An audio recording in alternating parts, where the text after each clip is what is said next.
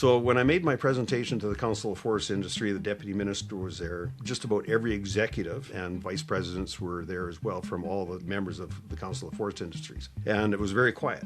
And what I basically said to them was, I have read your forest stewardship plans, and they have obviously been written by a professional forester, but they've been sanitized by your corporate lawyers. And coupled with that, I said we have the Forest and Drainage Practices Act, which has been written by industry. And I've been an enforcement officer for 32 years, and I'm looking at this, and there's nothing that I could do as an enforcement officer to change direction. You guys are in total control with this industry-led, market-driven approach that we've taken to forestry in British Columbia. You guys are in total control. The government has abdicated their responsibility in that respect. And if you don't start cutting back, pull the throttle back and cut at least half or less of what you're cutting today, we're going to be out of wood within the next 8 to 10 years, and mills are going to shut down. And it was dead quiet. You could have heard a pin drop in that room, and there was several people in there.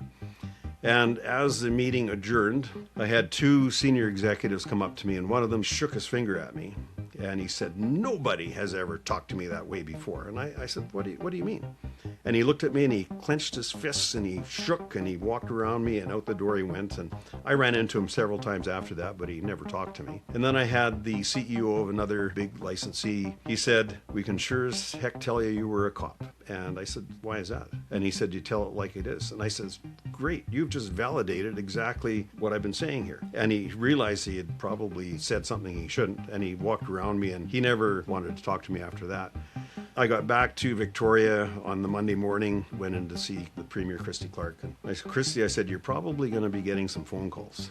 She kind of looked at me and she nodded, and she says, "Mike, I already have." And I said, "What do you want me to do?" And she says, "Keep doing it." She understood, that forestry had control. And she said, forestry needs to be held to account. But then the pressure was on, and I'm sure there was all kinds of pressure put on Christy to get me the heck out of the forest ministry and give me something else to do.